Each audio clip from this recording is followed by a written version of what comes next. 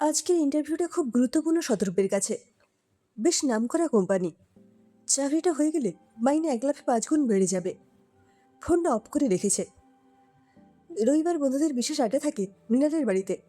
বিয়ে করেনি, কোনো ঝুটঝামেলা নেই সংসারে। ট্রান্সপোর্টে চাকরি করে, দুহাতে ঘুষ খায়, বন্ধুদের জন্য দেদার খরচ করে।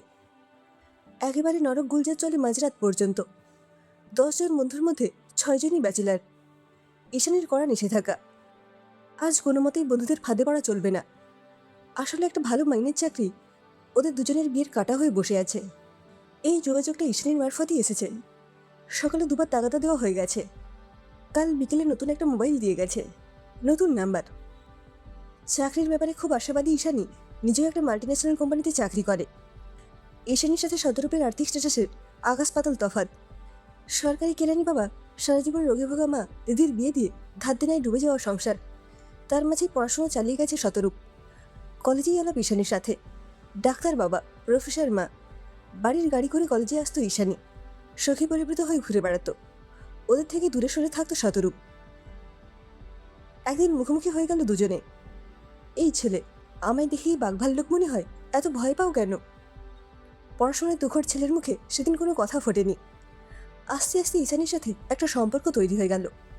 ওদের প্রেম জমে উঠেছিল খুব দ্রুত। বলা যেতে পারে শতরূপের রূপে চালে কেমন জড়িয়ে গেল ঈশানী। এই নিয়ে বিস্তর কানাকানি চলেছিল কিছুদিন। রাজকন্যার রাজত্ব বন্ধুদের ঠাট্টার শিকার হয়েছিল শতরূপ। পয়সার অভাব ছিল না ঈশানীর। নিত্য নতুন উপহার, দামি গাড়ি চড়ে ঘোরা। বন্ধুদের চক্ষুশুল তো হবেই। পড়াশোনায় তুখর শতরূপ। বিকম ফার্স্ট ক্লাস পেতে কোনো অসুবিধে হলো না। কিন্তু বাবা তখন জানিয়ে দিলেন পড়াশোনার খরচ চালানো ওনার পক্ষে আর সম্ভব নয়। তখন বিকেলের গঙ্গা খুব টানে ঈশানীকে। সূর্যের শেষ বিদায় এলো গঙ্গার বুকে হোলি খেলে, মুগ্ধ হয়ে যায়। প্রায় চলে আসে শতরূপকে নিয়ে। এই কি হয়েছে বলবে? কদিন ধরেই দেখছি মুখ কালু করে আছো। শতরূপের চুলগুলো এলোমেলো করে দিয়েছিল সেই দিন। একটা চাকরির খুব দরকার, বাড়ির জন্য, আমার জন্য। তোমার কি মাথা খারাপ? এত ভালো রেজাল্ট করে কেউ পড়া ছেড়ে দেয়? আমার পরিবারের আর্থিক অবস্থা তোমার কাছে লুকোই নি ঈশানী। পড়া চালাতে গেলেও আমার চাকরির দরকার। তোমায় এই নিয়ে ভাবতে হবে না। জুটির সাথে সে কথা জানিয়েছিল ঈশানী। পরের দিনই জোকাই ম্যানেজমেন্টের ফর্ম ফিল আপ করেছিল শতরূপ। সব ব্যবস্থা খরচ একাই কিনেছিল ঈশানী। শুধু ওর জন্যই পড়া ছেড়ে চাকরিটা নিয়েছিল। মেয়ের স্বাধীনতায় কোনোদিন হস্তক্ষেপ করেনি ঈশানীর মা। তবুও তারা মেয়ের এই পড়া ছেড়ে চাকরি নেওয়ার সিদ্ধান্ত মেনে নিতে পারেননি। বাবার সাথে বন্ধুত্বের সম্পর্ক।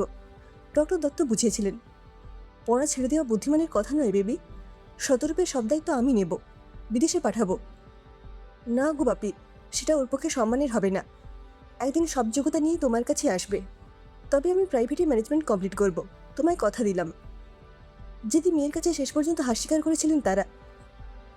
বিকেলে রেস্তোরাঁয় মিট করেছে দুজনা। শ্যামবাজার 5 মাথার মোড়ে 3 তলা রেস্তোরাঁয় কষা মাংস আর রুমালি রুটি অর্ডার করেছিল ঈশানী। ও শিওর চাকরিটার ব্যাপারে। ওর বস তারক সান্যাল আশ্বাস দিয়েছিল, চাকরিটা হয়ে গেছে ধরেই নাও। বদমাস্টার অবাধ্য হাত আজ একটু বেপরোয়া হয়ে উঠেছিল। প্রশ্রয় দিয়েছিল ঈশানী, চাকরিটা হয়ে যাক। ওই বুড়োভামির নাকি ছামা ঘষে দেব, একটু সময়ের অপেক্ষা।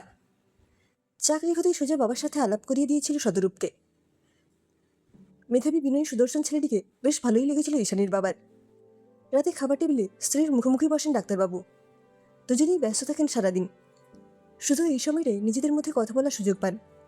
স্ত্রীর মুখে একটা কালো ছায়া লক্ষ্য করেন ডাক্তার দত্ত। তুমি কিছু ভাবছো? তুই পরিবারের আর্থিক ভারসাম্যের অভাব ভাবাচ্ছে। ভবিষ্যতে মেয়েটা না ঠকে যায়। মানে? এই ধরনের ছেলেরা সুযোগ সন্ধানী হয়। যতটা ওর প্রাপ্য তার থেকে অনেক বেশি পেলে লোভী হয়ে ওঠে। সাইকোলজির অধ্যাপিকা মিসেস দত্ত, ওনার চিন্তাধারা অন্য খাতে বয়। তাহলে মেয়ের ভবিষ্যৎ যেন নিরাপদে থাকে সেই ব্যবস্থা আমাদের করতে হবে। বিয়েটা হয়ে গেল নির্বিঘ্নে। দেখতে দেখতে কেটে গেল বেশ কটা বছর। ওরা এখন আমেরিকায় সেটেলড। ছেলে আর্য আর মেয়ে রিমা। শতরূপ এখন কোম্পানির টপ এক্সিকিউটিভের একজন। ঈশানী বেশ কটা বছর চাকরি করার পর ছেলে মেয়ের ভবিষ্যতের কথা ভেবে চাকরিতে ইস্তফা দিয়েছিল। সুখের সংসার, অন্তত ঈশানী তাই মনে করে। শতরূপ চাকরির পরে যতটা পারে সংসারে সময় দেয়।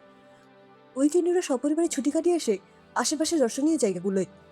বিদেশে বাঙালিদের বড় ক্লাব আছে। ঈশানীর ভালোই সময় কাটে সোসাইটির নানান কাজে।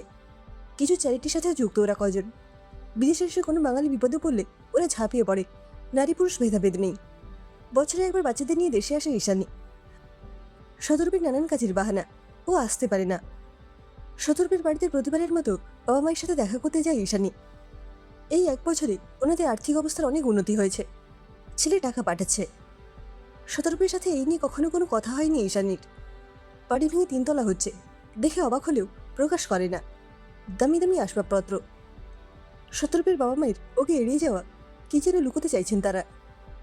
ঈশানীর চোখে খুব বিষদৃশ্য লাগে সবকিছু। কিছুই বলতে পারে না, শুধু অভিমানে পড়তে থাকে। মাঝে মাঝে মনে হয় শতরূপ তাকে ঠগাচ্ছে। তাদের মধ্যে একটা ফাটল চওড়া হচ্ছে যেন। হাসি খুশি মেয়েটা কেমন মনমরা হয়ে ঘোরে। মেয়ের মুখের কালো ছায়া নজর করেন মিসেস দত্ত। মেয়ে নিজে থেকে কিছুই বলবে না, সেটা ভালো করেই জানেন তিনি। কলেজ থেকে ফিরে মেয়ের ঘরে ঢোকেন মিসেস দত্ত। কিছু বলবে মা? ঈশানী একটু অবাক হয়। আসলে মা মেয়ের সহজ স্বাভাবিক সম্পর্ক কোনো সময়ই গড়ে ওঠেনি। ব্যক্তিত্বময় সদাব্যস্ত মাকে একটু এড়িয়েই চলত ঈশানী। বাবাই ছিল কাছের মানুষ। ভাবছি দেশের বাড়ির সবাই মিলে ঘুরে এলে কেমন হয়। 7 দিন ছুটি নিয়েছি। সত্যি বলছো? দারুণ আইডিয়া মা। কতদিন ঠাম্মিকে দেখিনি। ছেলে মেয়ে দুটো তো কিছুই জানল না। আনন্দে নেচে ওঠে ঈশানী। আসলে কলকাতায় হাঁপিয়ে উঠেছে। ওর মনের কষ্ট কাউকে শেয়ার করতে পারছে না। মেয়ের বিছানায় উঠে বসেন মিসেস দত্ত। পাশের ঘরে জোর আড্ডা জমে উঠেছে দাদু নাতি নাতনির। শর্মাকে 2 কাপ কফি দেওয়ার কথা বলেছেন তিনি। এই কথায় সে কথায় সম্পর্কের বরফ কখন গলতে শুরু করেছে টের পায়নি কেউ। মায়ের কোলে মাথা দিয়ে শুয়ে ঈশানী। চুলে বিলি কাটতে কাটতে পুরনো স্মৃতি দরজা খুলে বসেন মিসেস দত্ত। সূর্য তখন সবে পশ্চিম আকাশে উঁকি মেরেছে। ওদের গাড়িটা কৃষ্ণনগরের দত্তপাড়ার মস্ত বাড়িটার সামনে দাঁড়িয়ে গেল। বাড়িটা যেন ঘুমিয়েছিল। হর্নের আওয়াজে চমকে হইচই বাঁধিয়ে দিল। এসে গেছে এসে গেছে, দুমদাম আওয়াজ। এত সকালে ঠাম্মি স্নান সারা।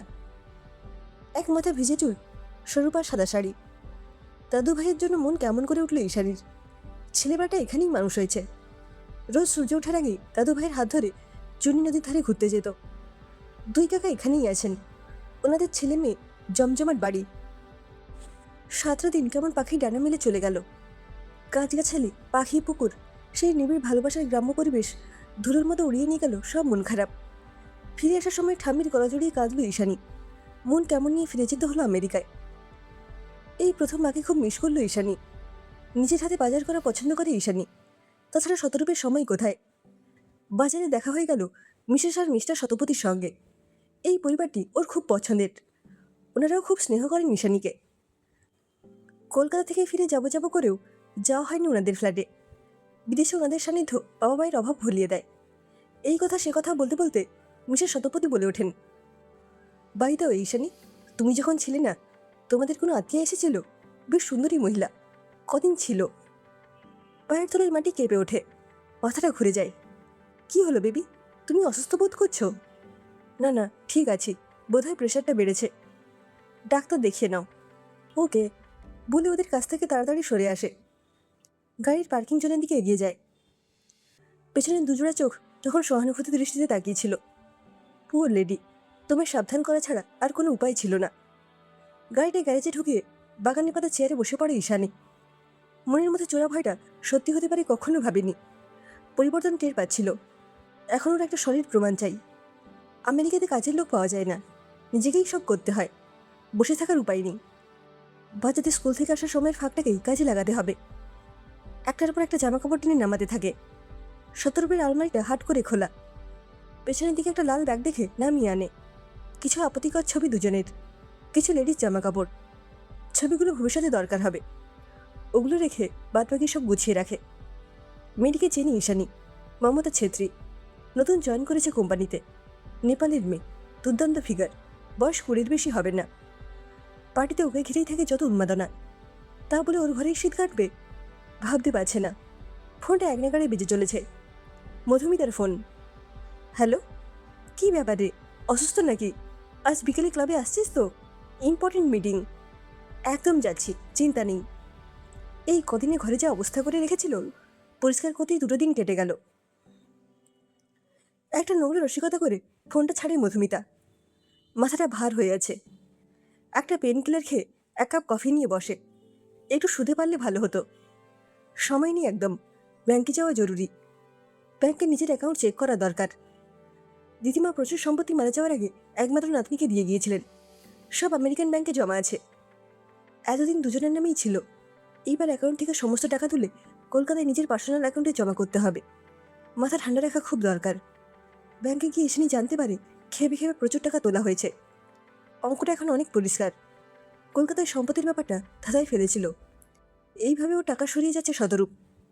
একই বাড়ি ছাদের তলায় বাস করছে দুজনে। শতরূপ জানে না তার জন্য কি অপেক্ষা করে আছে। আরও কিছু প্রমাণ দরকার। ওর উঁচুতে ওঠা সিঁড়িটা টুকরো টুকরো করে ভেঙে দেবে ঈশানী। শতরূপ অফিসের ইম্পর্টেন্ট ফাইল বাড়িতে নিয়ে আসে মাঝে মধ্যেই। গোপন লকারে নিরাপদে থাকে সেইগুলো। লকারে একটা ডুপ্লিকেট চাবি করিয়ে নিয়েছে ঈশানী। শতরূপের অবর্তমানে শক্তিশালী ক্যামেরা দিয়ে সব ছবি তুলে রাখছে সে। প্রতিপক্ষ কোম্পানির কাছে চলে যাচ্ছে গুরুত্বপূর্ণ নথি। কোম্পানির প্রোডাক্ট বাজারে আসার আগেই অন্য কোম্পানি সেই প্রোডাক্টের ডুপ্লিকেট নিয়ে চলে আসছে বাজারে। কোটি কোটি ডলারের ক্ষতি হচ্ছে। শতরূপকে শোকজ করেছে কোম্পানি। একবার বদনাম হয়ে গেলে অন্য কোম্পানিতে চাকরি পাওয়া যায় না। এদিকে কলকাতা থেকে টাকার জন্য তাগাদা আসছে। ব্যাংকে গিয়ে টের পায় তাদের জয়েন্ট অ্যাকাউন্ট ফাঁকা। পাগলের মতো ছুটে আসে ঈশানীর কাছে। বাড়িতে কোথাও নেই ঈশানী। টেবিলে একটা মোটা খাম দেখে খুলে ফেলে। ঝরঝর করে ঝরে পড়ে ও আর মমতা ছেত্রীর ফটোগুলো। একটা চিঠি। তোমাকে ঘৃণা করি এখন। তবু একদিন ভালোবেসেছিলাম বলে আমেরিকার আদালতে ডিভোর্সের মামলা করলাম না। বিশাল রঙের খোরপোশ দেওয়ার ক্ষমতা তোমার হবে না। এটা কলকাতার জন্য তুলে রাখলাম।